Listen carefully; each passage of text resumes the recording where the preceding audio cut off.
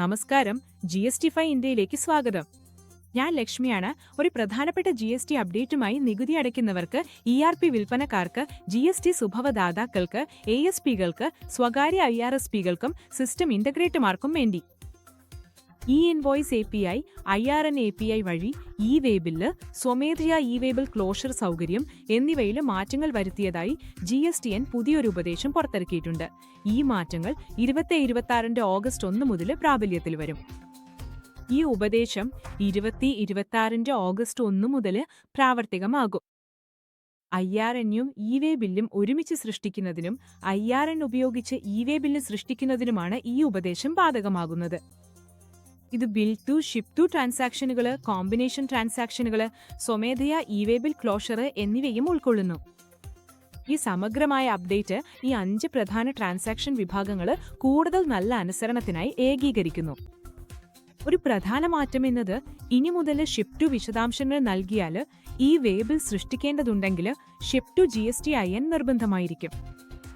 Ship to GSTIN ലഭ്യമല്ലെങ്കിൽ ബാധകമായിടത്ത് നികുതിദായകർ URP നൽകാവുന്നതാണ്. കൃത്യമായ ഡേറ്റ ക്യാപ്ചറിനായി ഈ ഇൻവോയ്സ് സ്കീമയിൽ ഈ ഫീൽഡുകൾ പ്രത്യേകമായി ഉൾപ്പെടുത്തും. IRN വഴി വേ ബിൽ സൃഷ്ടിക്കുമ്പോൾ എക്സ്പോർട്ട് ഷിപ്പ് വിശദാംശങ്ങൾക്ക് കീഴിൽ ഒരു പുതിയ നിർബന്ധമായ GSTIN ഫീൽഡ് ചേർത്തിട്ടുണ്ട്. കൂടുതൽ വ്യക്തതയ്ക്കായി ഒരു ഐച്ഛിക ട്രേഡ് നെയിം ഫീൽഡ് PRDRNും കൂടി അവതരിപ്പിച്ചിട്ടുണ്ട്. സിസ്റ്റം ഇന്റഗ്രേറ്റർമാർ ഈ പുതിയ ഫീൽഡുകൾ ഉൾപ്പെടുത്താൻ അവരുടെ API പേലോഡുകൾ അപ്ഡേറ്റ് ചെയ്യണം. ഇനി GSTIN, ഷിപ്പ് ടു GSTIN വിശദാംശങ്ങൾ പരിശോധിച്ച് സ്ഥിരീകരിക്കും.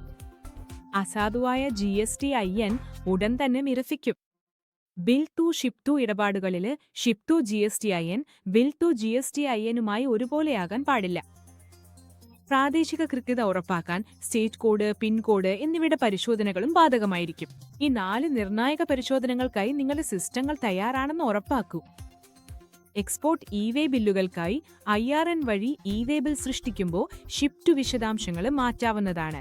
ബാധകമായിടത്ത് URP ഉപയോഗിക്കാം. എങ്കിലും B2Bയും SAS ഇടപാടുകളും സംബന്ധിച്ച് IRN സൃഷ്ടിക്കുമ്പോൾ നൽകിയ ഷിപ്പ് വിശദാംശങ്ങൾ സാധാരണയായി മാറ്റാൻ കഴിയില്ല. നിങ്ങളുടെ ഈ ഇൻവോയ്സ്, വേ ബില്ല് പ്രവാഹങ്ങൾ ശരിയായി കൈകാര്യം ചെയ്യാൻ ഈ വ്യത്യാസം അത്യന്താപേക്ഷിതാണ്.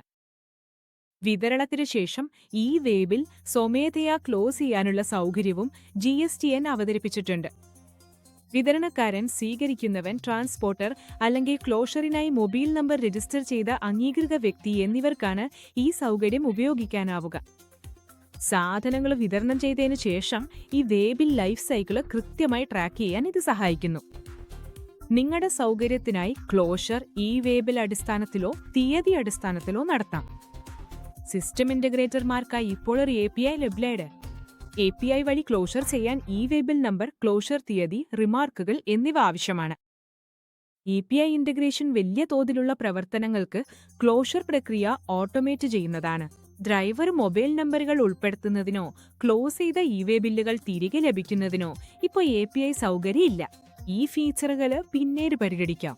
GST സിസ്റ്റത്തിലെ ഭാവിയിൽ നടപ്പിലാക്കാൻ പ്രത്യേകം ക്ലോസ് ചെയ്ത സ്റ്റാറ്റസും പദ്ധതിയിടുന്നു. ഇനി കൂടി GSTN വേ ബിൽ ഇക്കോസിസ്റ്റം വികസിപ്പിച്ചുകൊണ്ടിരിക്കുമ്പോൾ കൂടുതൽ വിവരങ്ങൾക്ക് കാത്തിരിക്കുക. ആദ്യഘട്ടത്തിലെ സ്ഥിരത ഉറപ്പാക്കുന്ന സമയത്ത് ഒരു വേ ബിൽ ക്ലോസ് ചെയ്തതായി അടയാളപ്പെടുത്തിയാലും ഉപയോക്താക്കൾക്ക് വാഹന അപ്ഡേറ്റ്, ട്രാൻസ്പോർട്ടർ അപ്ഡേറ്റ്, കാലാവധി നീട്ടൽ തുടങ്ങിയ പ്രവൃത്തികൾ തുടരാൻ കഴിയും. പുതിയ ക്ലോഷർ പ്രക്രിയയിലേക്ക് മാറുമ്പോൾ ഈ സൗകര്യം കൂടുതൽ സൗകര്യപ്രദമാക്കുന്നു. ഈ മാറ്റങ്ങളെല്ലാം ഇപ്പോൾ സാൻഡ് ബോക്സ് എൻവയോൺമെന്റിൽ ടെസ്റ്റിംഗിനായി ലഭ്യമാണ്. കൂടാതെ 2026 ഓഗസ്റ്റ് 1 പ്രൊഡക്ഷനിൽ ലൈവാകും. GSTN നികുതി അടയ്ക്കുന്നവര്, ERP വിൽപ്പനക്കാര്, GSPകള്, ASPകള്, സ്വകാര്യ IRSPകള്, ഇന്റഗ്രേറ്റർമാർ എന്നിവരെ ടെസ്റ്റിംഗ് പൂർത്തിയാക്കി സിസ്റ്റം തയ്യാറാക്കൽ ഉറപ്പാക്കാൻ ഉപദേശിക്കുന്നു. ഇത് ലക്ഷ്മിയാണ്, GST5 ഇന്ത്യക്കായി റിപ്പോർട്ട് ചെയ്യുന്നത്. വിശ്വസനീയമായ GST അപ്ഡേറ്റുകള്, അറിയിപ്പുകള്, ഉപദേശങ്ങള്, കംപ്ലയിൻസ് മാർഗനിർദ്ദേശങ്ങള് എന്നിവയ്ക്കായി സബ്സ്ക്രൈബ് ചെയ്യൂ. GST5 ഇന്ത്യയുമായി മുന്നേറ്റൂ. ഈ അപ്ഡേറ്റ് നിങ്ങളുടെ പ്രൊഫഷണൽ നെറ്റ്വർക്കിൽ ലൈക്ക് ചെയ്ത് ഷെയർ ചെയ്യൂ.